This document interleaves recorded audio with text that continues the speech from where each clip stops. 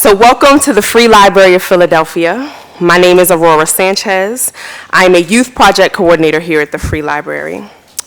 I was honored when I was invited to introduce poet, educator, force of nature, Nikki Giovanni. Yeah, y'all can go ahead and clap for that.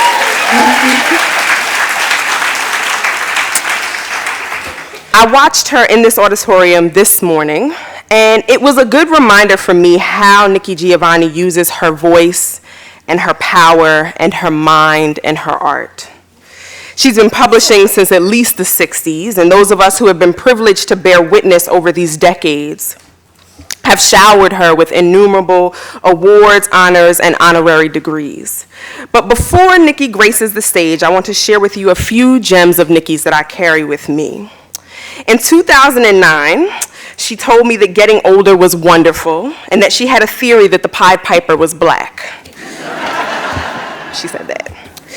The former was a mind-blowing thing to 25-year-old me, but so far is holding water. Today, like I said, Nikki Giovanni addressed a few hundred young people in those seats where you are currently sitting. And she spoke about the importance of keeping an open heart so you can feel love and recognize love in others without fear. She reflected on transition, rediscovery, and rebirth as a means to draw the venom from death. She said, when you take a trip to Saturn and you have to decide what to take, you'll take poetry because you can read it over and over and find it new again. At 24, okay, hold on, backtrack. She said at 24, she wrote the poems she could write as a 24-year-old. And at 74, she's writing the poems she can write with that much more life to breathe into them.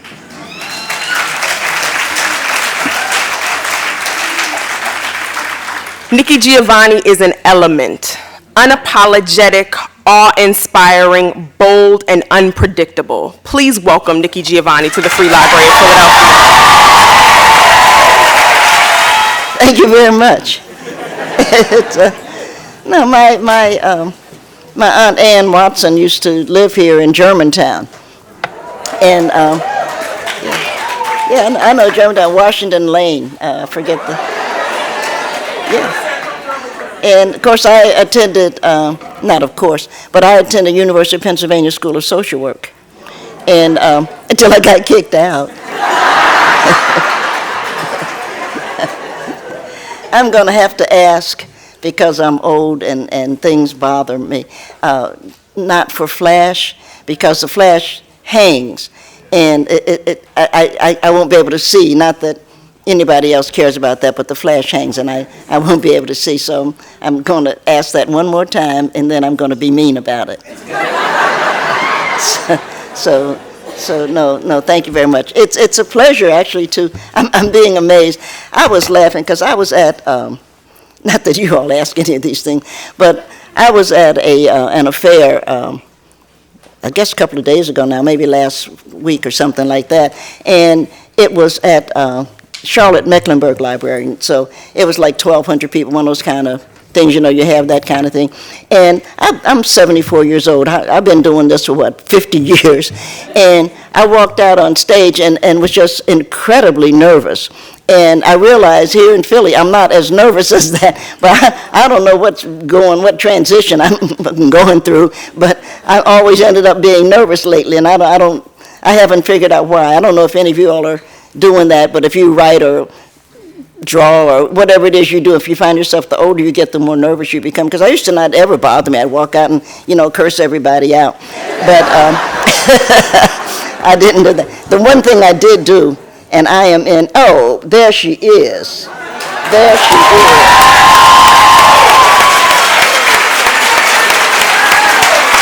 Indeed.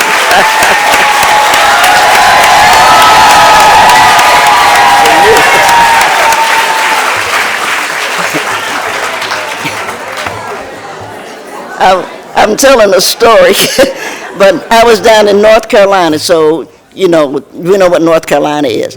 And I was nervous just because I'm old or tired or whatever it was, but in talking, and I was mentioning that, that fool in the White House. And I made the mistake, and I hope there are no children here, of saying, I'm sick of that motherfucker.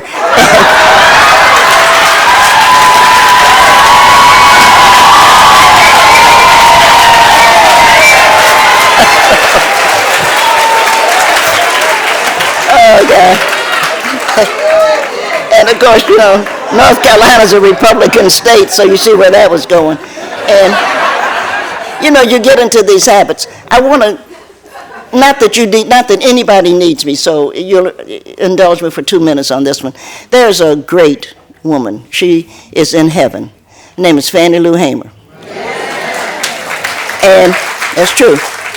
And Miss Hamer, in the 60s, organized the Mississippi Freedom Democratic Party. And they took a bus and went to Atlantic City. Lyndon Johnson was president. And they demanded to be seated at the Democratic Party. Lyndon, of course, is the politician that he was, and so he tried to find the compromise.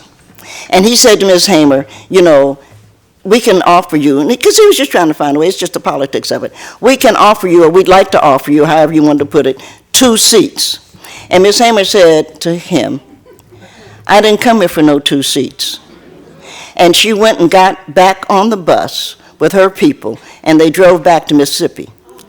Now, we know that when she crossed the line into Mississippi, and this is why I mention this, we know that that bus was stopped by a bunch of, in all fairness, that's what they were, white men, and they took her off the bus, and we know that it was a horrible, horrible beating, just a horrible beating.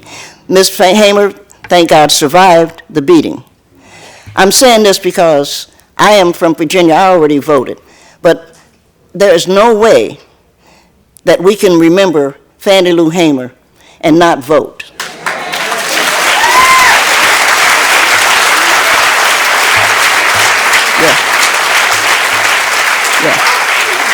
Yeah.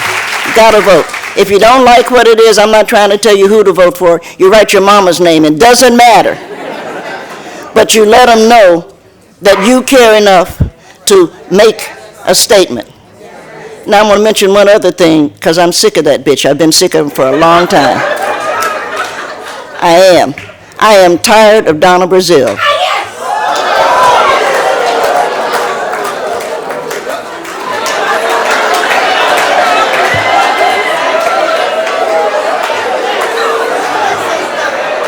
You know it's true. There's no reason, it's illogical that she's going to have a book, and it's going to be called Hack, and it's going to come out the week of the election. That's illogical. That doesn't make sense. But we know that son of a bitch she's fooling around with, who was named Donald Trump, has offered her something that he's not going to give her. And I'm going to enjoy that. I'm going to watch her ass scramble. I'm going to love it. I am. Because that's not right. It could have waited. If she had something to say, it could have waited. And it's not, to me, it's none of that. It's that doesn't make, why would that do that? And so she's sitting there, I have a voice. No, that's not what you have. You have somebody else's voice. And you and I have been through too much. You know why I like being black? Because somebody, I do. I just thought I'd mention that, not that other people, aren't welcome here and stuff, but the reason, well, they are. But the reason that I like being black, I got to talk to some of your youngsters today, is that we came through Middle Passage. And there's a long Middle Passage story. I only have half an hour with you, so I'm not going to go through all of that. But we came through Middle Passage, and in order to come through and to make it through, we created a song. And when we got here on this side of the United States, we looked around and we knew something was strange and something was different.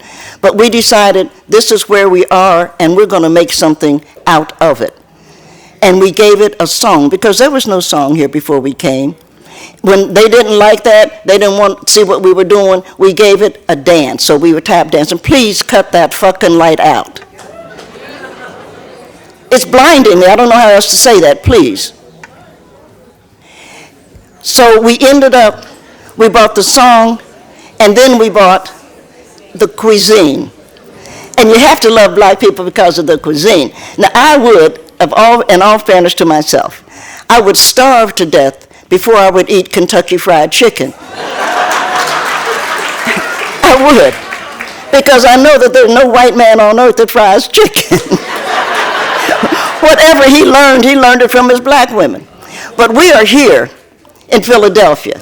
And so I have to love Philly, because when they decided that they would build a constitution, that they would make a nation, you know, it was John Adams who said, you know, as they were meeting, it was John Adams who said, well, if we're going to be the fathers of this nation, then we're going to have to give up our black mistresses.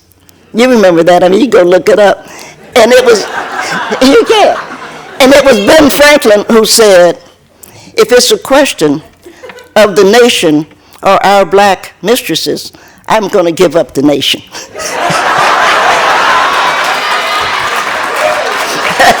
That's what he said.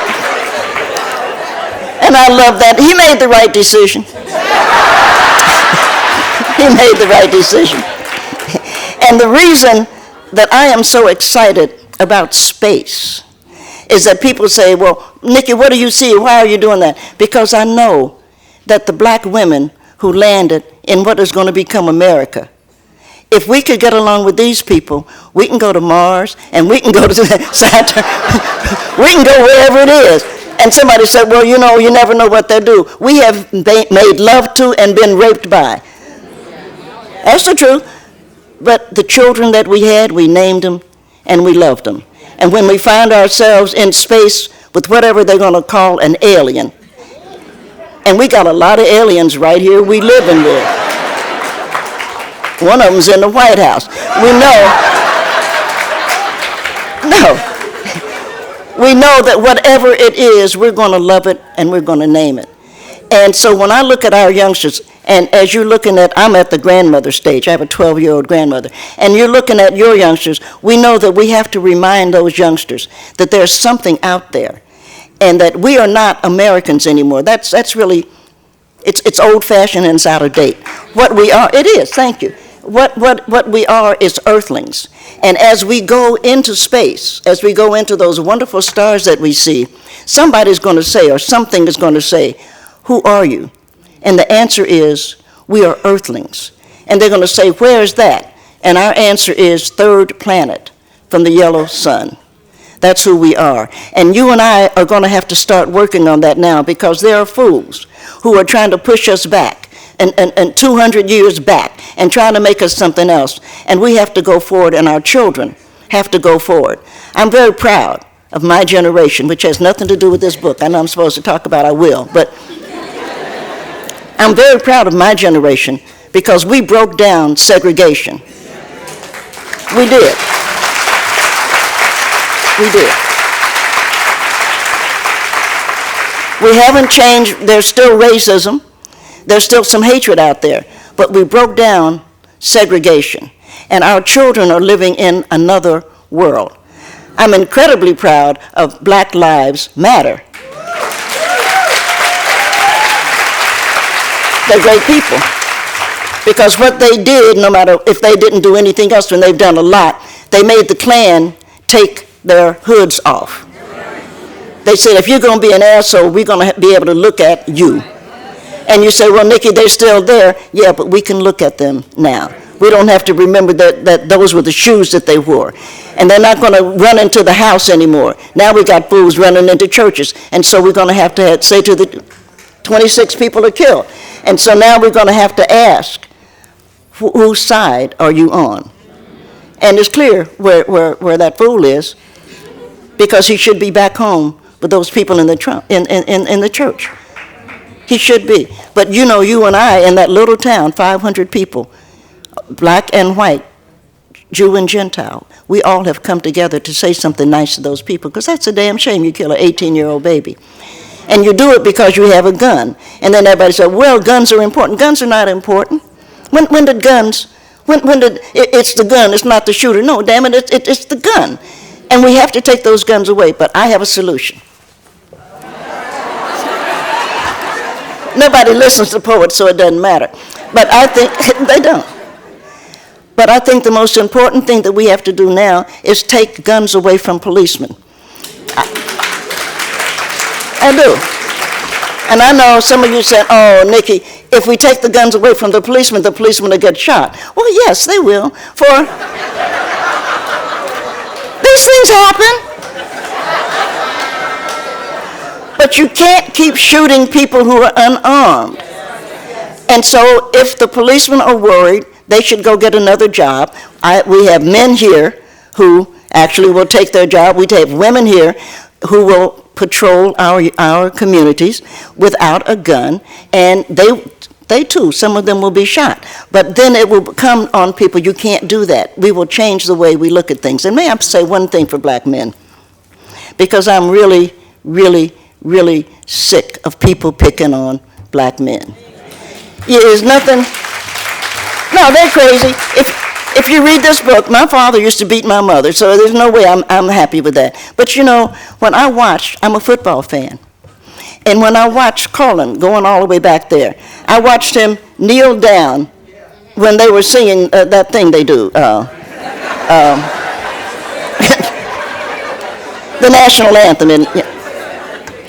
And I was wondering, then next thing you know, a draft dodger, who was president of the United States, he is a draft dodger, and a whole bunch of other drug addicts are saying black men shouldn't do that. They should have to stand. No, any man, and there are a lot of women in this room, any man that gets on his knee, we know that's an act of love.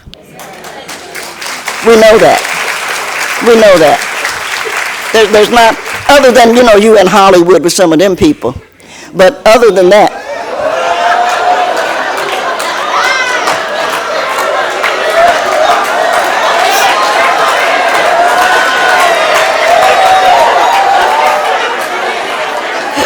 oh God. That is true. It's true. The young men who are on their knee saying to America, that's the Constitution, that's a woman. We refer to it as she. They are on their knee and they're saying to the Constitution, do you love me? Will you stand by me? The same thing they said to you and to me. Will you marry me? Will you take my name? Will we be a couple? How it is that everybody can act like the black men have not done a brave and wonderful and beautiful thing, and the white men that kneeled with them. That's a wonderful thing. If the Pope came in here right now, all of us would actually get up. We would stand for the Pope, which is the same thing, the equivalent of, not because we're Catholic or anything, it's what we would do. And when I watch the football game, and I watch the young men take a knee, I think, oh, how wonderful that they are saying, I love you. Now you have to love me back. And I think it's so important that we keep that in mind, because I'm sick of people acting like everything. Black men must wake up in the morning and just go, damn, before they do anything else. That's the truth. No, they're good people. And some of them are crazy, we know that. We live with them every day. But we also know that they're doing some beautiful work, and we have to stand up. We have to grant them what they're doing. And I want to see, thank you. No, I think it's important. I really do. But I wrote a book. And the book is called A Good Cry. And Mommy, well, sometimes I guess that's what bothers me. I don't know where to actually start this book. My mother died, but it's been 10 years now. And when Mommy died, everybody thinks women cry all the time, but I'll bet you, for all of us in this room, there are a lot of women in this room, I'll bet you we didn't cry when we had our greatest pain. When things happened to us, our children, we had to bury our children, we had to take care of our parents. We didn't cry, we got the job done. And we held it inside. I have a doctor, and I'm always laughing because his name is Gregory. Gregory's so cute, thank God. And, well, I guess I'd like him if he wasn't, but it helps that he is. That's the truth. And I have high blood pressure. And so Gregory was saying, you know, this has been a couple of years now, I had a seizure. I had a seizure, and he said, you have a seizure because you have high blood pressure. I said, I have a seizure because I hold things in. He said, you don't. I said, I need, and I do. I said, I need to learn to cry. And he said, no, you need to take, you know how they give you pills and stuff. And so we're having that. And I said to Greg, his name was Greg, I said, Greg, I think that you need to think about, if I may, in all fairness, and I'm a humble person, you can tell that, but I think, I think there ought to be a symptom. You know, there's Alzheimer's and stuff. I think there ought to be a symptom, the Nikki. And I think that there should be a symptom, the Nikki, because whatever it is, it comes from holding things in.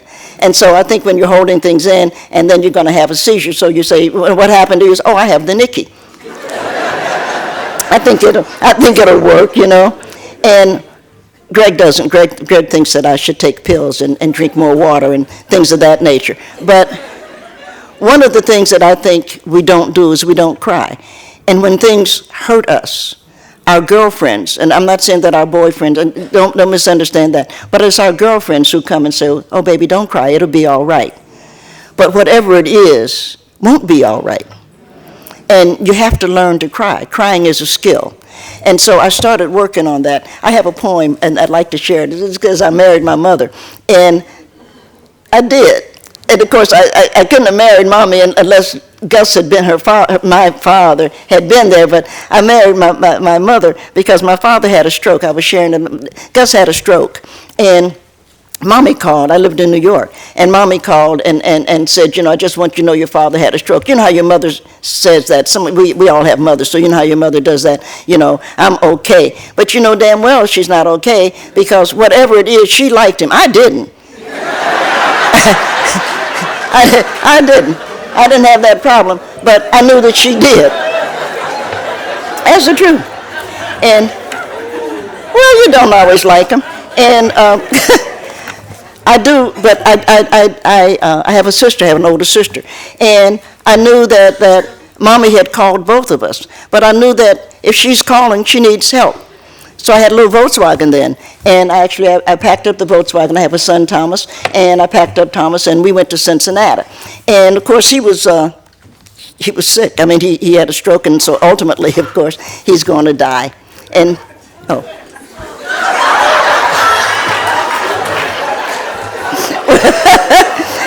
he is.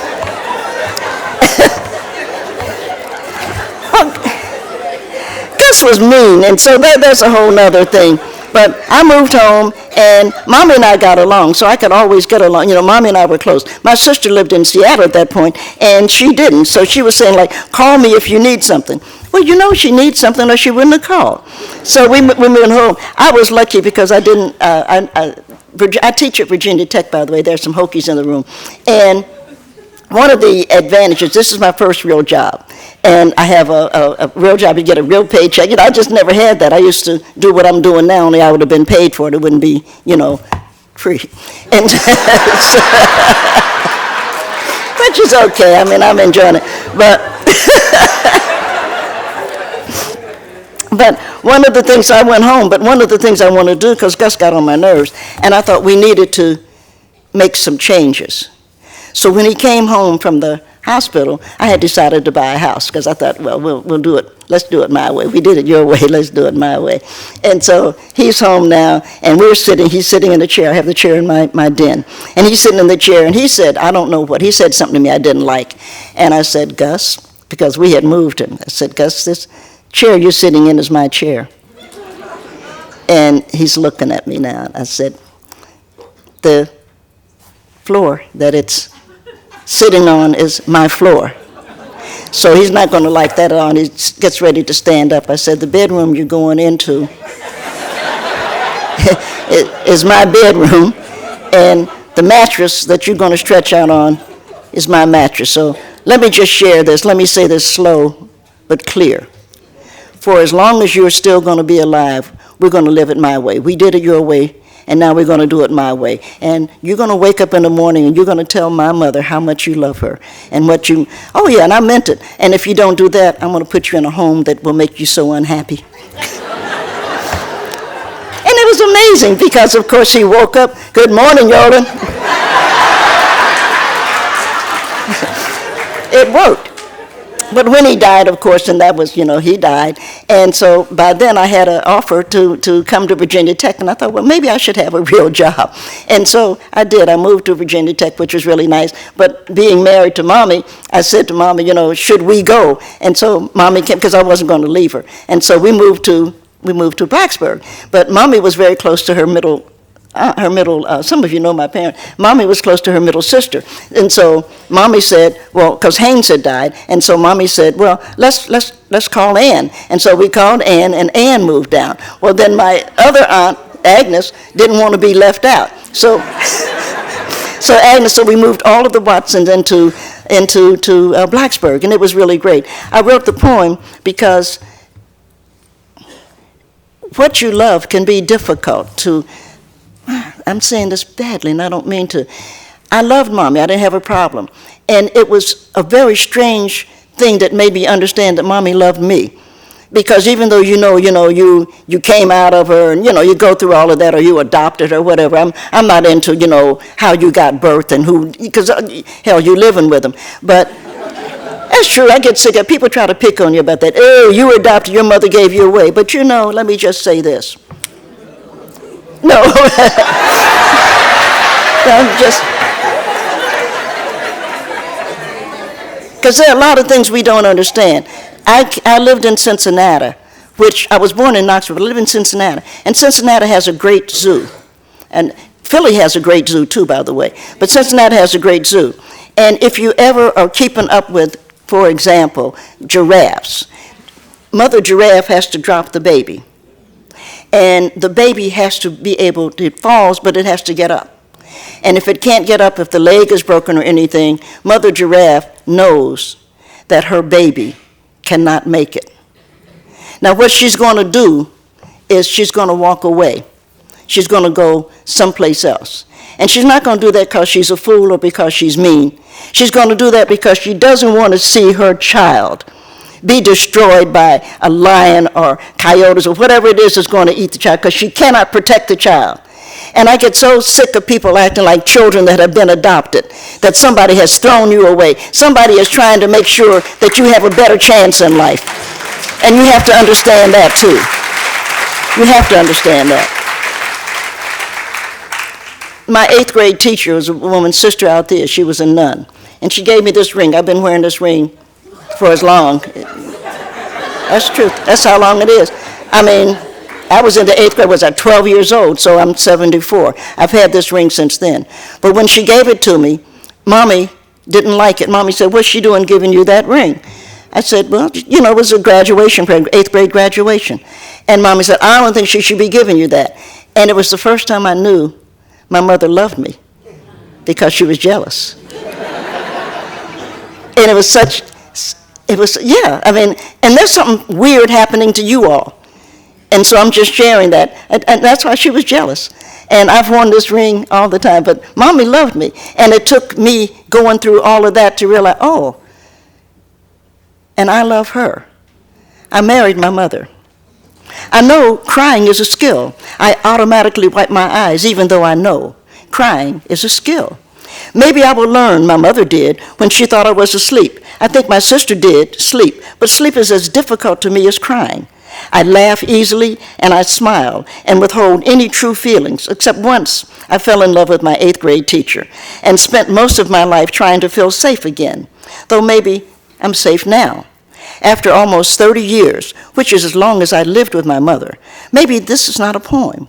Maybe it's something else. Maybe I just wanted to show my father that he needn't be cruel.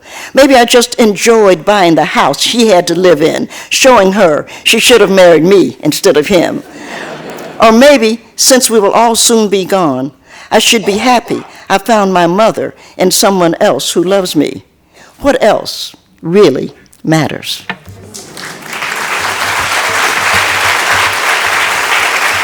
I really love that. And I don't know if there are any Fiskites in the room. I went to Fisk University in Nashville, and of course Fisk has a, thank you, thank you. And one of our presidents was Walter Leonard, and I loved Walter so much. And so when I was at Fisk, Walter and his wife is Betty. And Walter had Alzheimer's, and so that ultimately is going to kill you. And so Betty and I have stayed close. But when Walter died, it was one of those things, you know how you think about things and you don't know why this is terrible of me to do this way. But when Walter died, there was something else that needed to be thought or said or whatever. He was in a nursing home because it's hard to take care of it. But mostly what I was dealing with was whatever Walter is going to be, if I can put it that way, it's going to transition. That when we put seeds into the ground, they transition and grow into something else. Everything changes. Everything makes, that's a song. Everything must change. Everything changes. And in thinking about Walter, I started to, and thinking about Sister Althea in this ring, in thinking about some of the things that I have. Mommy gave me these earrings, and I wear them when I travel. They're diamonds. And you can see, we didn't have any money, so you see they're small diamonds. But in thinking about what changes, I was thinking everything was loved by somebody. Is that a bad sin? That when you grow, when you go and you're digging in the ground, people do, and they'll find a stone. They'll find like a piece of coal. And if you shine that, as you know, it's going to be a diamond. It's going to become a diamond. That things become what it is that you love. And all of us in this room probably have on something that is something, say that like that, that was somebody that was loved. Now, these things were a couple of thousand years old, but sometimes you look at it, you look at your earrings, or you look at your watch, or you look at whatever, and you realize this was somebody who was loved by somebody. And I wrote a poem for Walter, and it's called Heritage, because sometimes we think heritage is just money or just things like, but heritage is what we embrace. And it started with him being in the old folks' home. There are folks here, the folk here are old. There are wheelchairs and people struggling to push them. There are sad-eyed people looking up from beds they cannot stretch out in, and in some cases simply cannot move their heads. All will become something precious, sapphires, rubies, emeralds, which will be discovered by other explorers who will polish and shape the stones, and we will wear them, never knowing whose loved one we have embraced.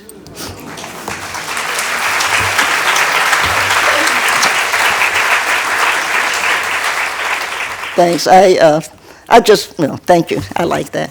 I like the book, actually, and I finally realized sometimes you do it, and I was standing there and holding, and I finally realized as I was holding the book, not today, thank God, I have learned to cry, but I was holding the book and I realized that the tears were coming down, that they were just tears. But I want to close, I guess, because I only have a half an hour with you, but my mother, speaking of mommy, this is a stupid story. When I was 15, and God knows why, I used to date a guy named Nate Gray. Nate was a wonderful guy. I don't know why people like Nate, because Nate was actually a crook. He was. He was a numbers man, and I think knowing Nate helped me to know as many crooks as I now know and get along with. That's the truth.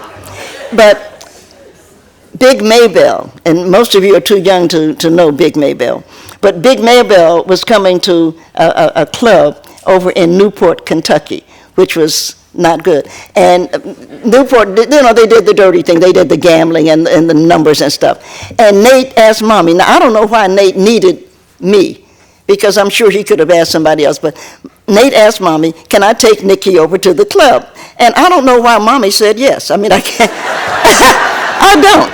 I was just incredibly surprised, and she said, well, Nate is going to take you and it'll be all right, because she trusted Nate, but Nate was not trustworthy. Some of you may not know, Big Maybell is from Chattanooga, Tennessee, and she's clearly the best thing that ever happened. And lately, and it's one of the reasons that I do love so much Bonnie Raitt. I don't know Miss Raitt, but I really love Bonnie Raitt, because when Bonnie Raitt went into the blues, she realized this is where the blues belong to these black women, and if I'm going to sing their songs, I'm going to bring them along, and I'm going to make sure that they get their royalties and that they do what they should do. And I'm very proud of Bonnie Raitt for the stand that she has taken on that. That's the truth. I haven't worn high heels in God knows when, but I used to wear high heels then, and I used to wear dresses, actually, and I do have a couple of dresses when I go, south, but I don't wear dresses. But no, we forget, men used to wear high heels, remember? You can go back and see it. Men used to wear high heels, and then they decided, it's a better control, make the women wear it. One of the most powerful men on earth is the Pope, and he wears a dress. And the Muslim community, and I mean no disrespect, they wear dresses, and then all of a sudden they want to say, the women don't do this and that. The women are so important, and I don't know why we don't wake up every morning and just say, I'm wonderful. Yeah, you just have to do that. You just do. It's a wonderful thing. But I got to go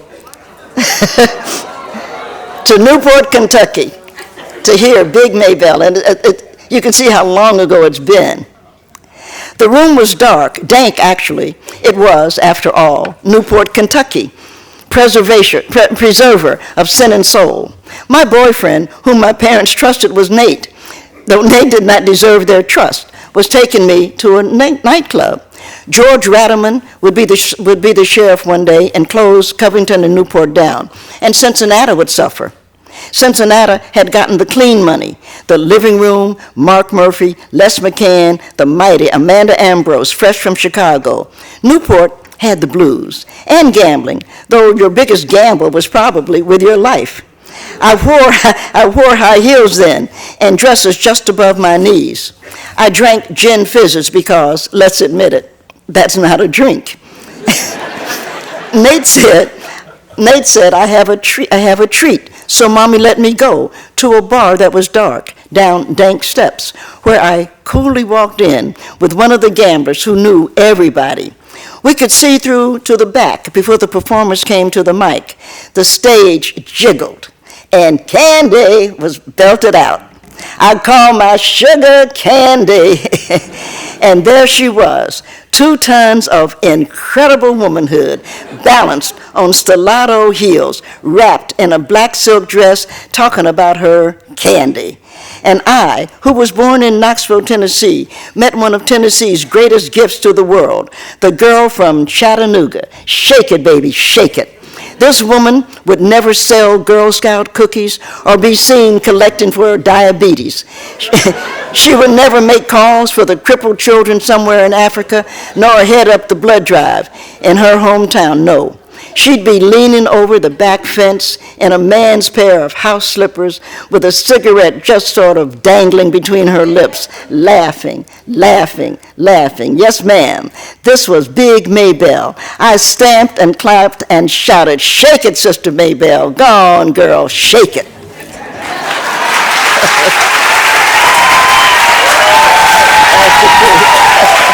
And I don't know if you all have had a chance to go down to the African American Museum, which is great. Well, there's a little room if you get to the second level as you're going, and you can turn right or you can turn left. There's a little room there. And the little room there asks you to tell your story. And I think that a lot of people forget, no matter where you were, no matter how old you were, no matter anything, you have a story. And I just wanted, if I may, to remind you, take a minute. When you go down, take a minute and tell your story, because you have a story. We forget that it's an American story, and so sometimes we who are white think we don't have anything to say to the African American Museum, but we do, because we are a part of the American story, and so are you. And I think it's so important that we all continue to put our part of the story in that box, because 100 years from now, all things being equal, somebody will come and want to know what were they like then. And the story has to be both of them. It has to be all of our stories. So I could tell you a sad story, speaking of crying, and then I'll let you go, but when I went to the Legacy because I had contributed, and I went to the Legacy opening. I didn't go to the one with the president. I went to the Legacy opening, and you're just walking because you can walk up the thing. And I turned this way, and I'll always remember that. I turned this way, and there's a picture of me, and it's incredible. And I looked, yeah, because you don't think of yourself as being in a museum, and I looked up, and it was me.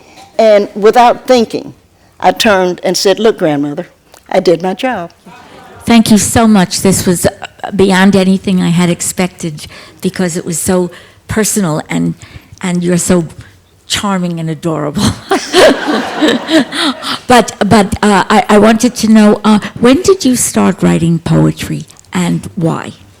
I started off, I'm a baby sister, so don't laugh now. I'm a baby sister, and when you're a baby sister, you already have problems. But my older sister is pretty. First of all, she had dimples, she had clear skin. You can see my skin is all goofy, and she could do things. She could sing, she could dance, she was talented, just the things that older sisters are. She could read and stuff, and I couldn't do, I couldn't do any of those things. And so they would always say, "Nikki, can you read?" And I'd say, "No, but Gary can." "Can you play the piano?" "No, but Gary can."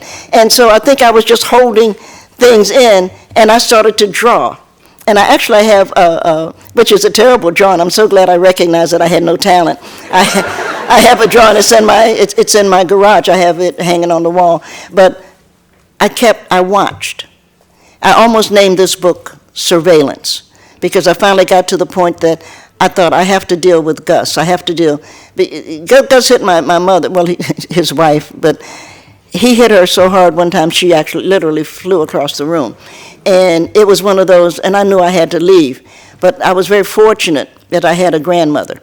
And so I went to Knoxville, and I asked grandmother, could I live with her? Grandmother and I never discussed anything. She never did. And I learned that. I don't know what white women do. It's not personal. But I know black women don't discuss things. That whatever it is, grandmother's like, yes, and that was it. We never discussed why do you want to do that or whatever, because it was a lot of pain, and you just try to deal with it. And all grandmother wanted was, I guess, to do her. I loved her so much too. So it's just one of those.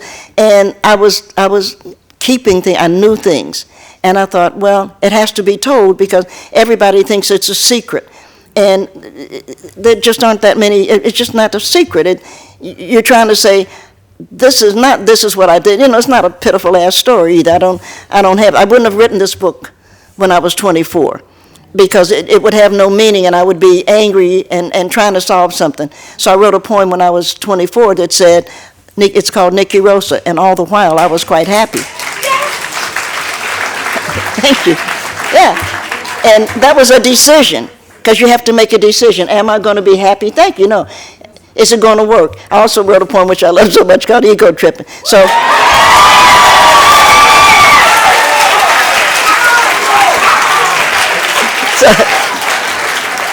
I just kept trying to deal with where I was.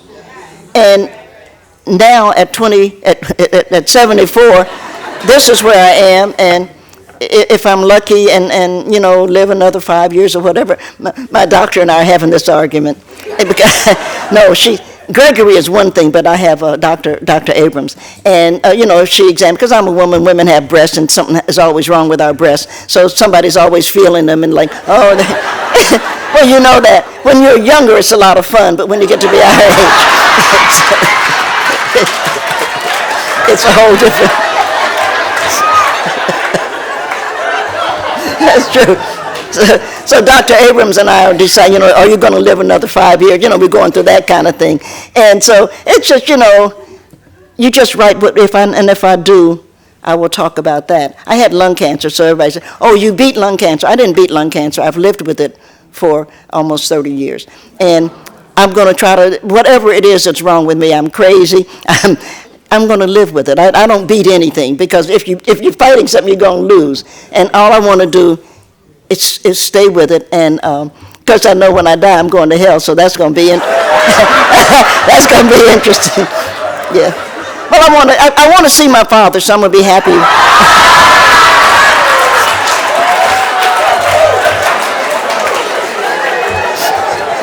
That's the truth. No, I'm going to get a day pass to heaven, and I get to talk to my mother and the people I like. You know, you get that.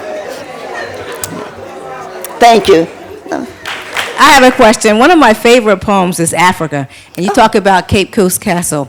And when I was a child, when I got involved with your poetry, and that always stayed with me. So when I went to Ghana, all I could hear was you saying about the African man and that comment he made. So Yeah. have you ever been to Africa? Oh, of course.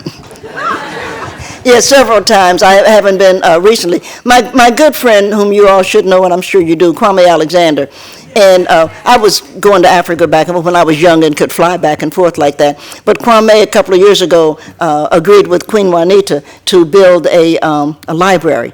And Kwame is like my literary son, and so I will do anything he asks, actually. So he called and said, "Nikki, we need some help with the library."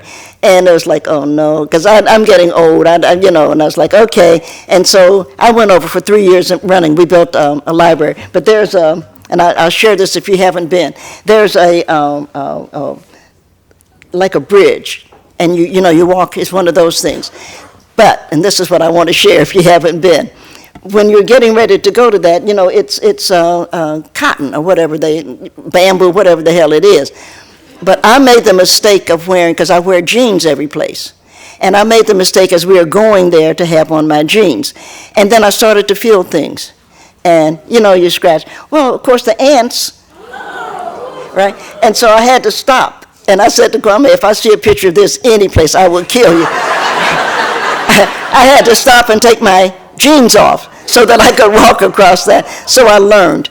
And if you're going, wear shorts, because they won't come up your leg like that. But yes, I've been in Cape Coast Castle. Roberta Flack, who's a wonderful woman, and I mentioned Les McCann earlier, and she and Les went, and we all, you always go down, and it gets darker and darker and darker, and of course, Ro just started to sing something, and Les started to cry, because, it just kind of embraces you. Can I share one other dumb thing with you all? I've only met two queens, and one was Queen Juanita in Kano, Ghana, and the other was Elizabeth. And I met Elizabeth because she asked to meet me, and I wouldn't ask to meet her. And well, I mean, you just don't call to say I want to meet, But I'm sure actually she did. I'm sure her people said that. And they said, well, would you mind coming to Richmond to meet her? And I said, no, she's Queen Elizabeth and I'm not. And so I go over, but I know enough about meeting people like her to know if you want to do anything, you have to get their attention. And I wanted her attention because I wanted to say something to her. So, they were like, Queen Elizabeth, this is so, and they Madame, and I'm saying, Madame, how are you? But I just stood for a minute, which it didn't annoy her, I think, but she, so she looked back up, and I said, Madam, we have something in common. And she said, oh?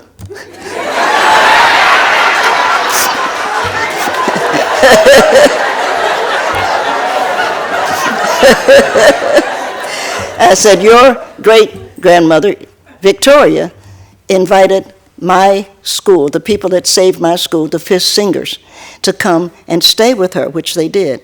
And she awarded them 50,000 pounds, and she had the picture painted. For those of you who know Fifth, there's the picture painted. And, of course, we named the building that we built Jubilee Hall after Queen Victoria. And she said, oh. I'm sure she didn't give a damn, but,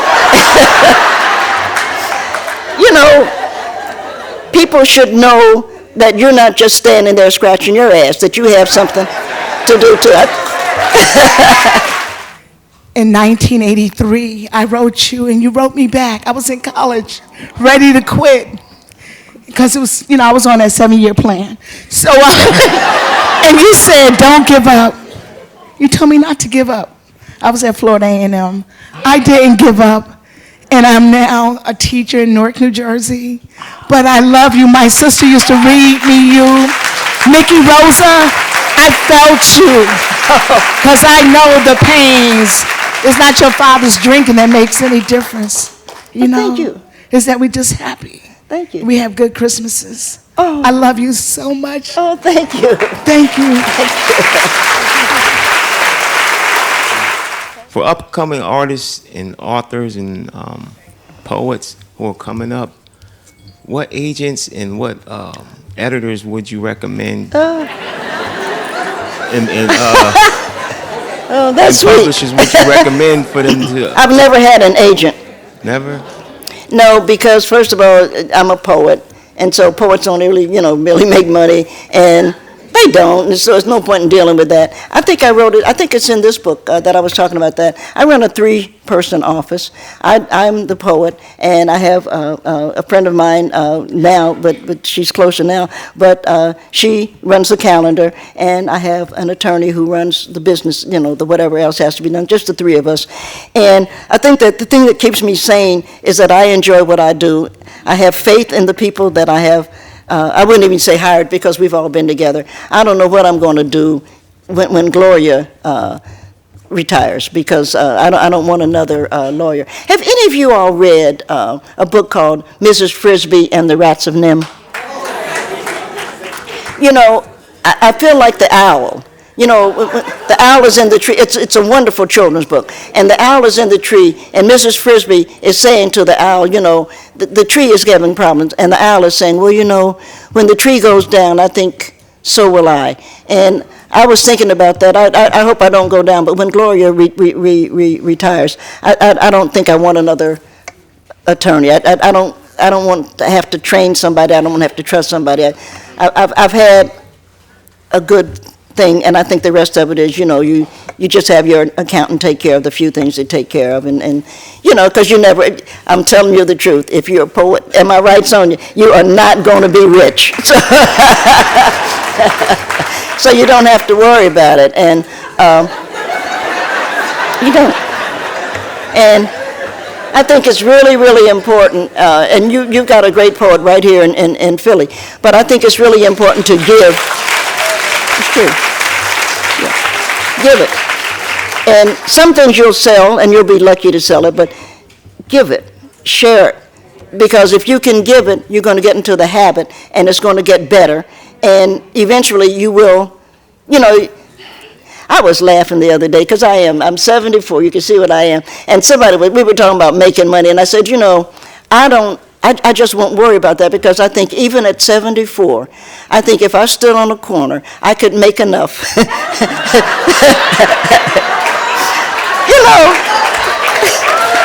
Sure. I'm going to make enough money, to be able to feed myself and, the little things you need. And so the rest of it doesn't matter. Because I can tell you for sure, I don't want to be like these fools I see that are billionaires, and then they're trying to figure out to make more. I don't want to be like that. So I always think there's a corner someplace. Well, with it being the last, I would like to present to you because you were also an inspiration to me when I was an undergrad in college in 1977. You visited the University of Rhode Island, and that was when apartheid was going on and was and you came out and you was mad and you was telling us, use your voice, say something, do something. Right. And I wrote my book of poetry, and if I could present this to you.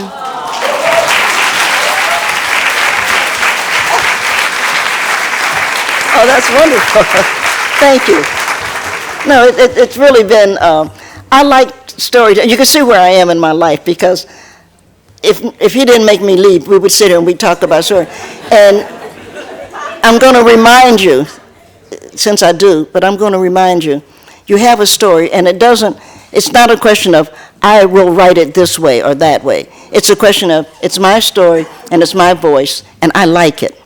And I hate what's happening with churches lately, because one of the first places that I don't know about other communities, but we in the black community had the church, and we could go into the church and we could learn to use our voices. And we had an audience, and they would say things like, oh, baby, that was good, but you began to understand what was and what wasn't.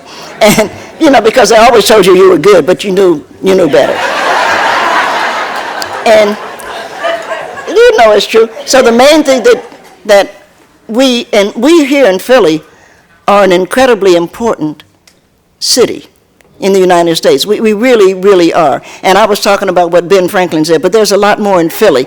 And some of us in Philly are not utilizing this history because we are allowing, some people to make us think we're not a part of it or it doesn't belong to us.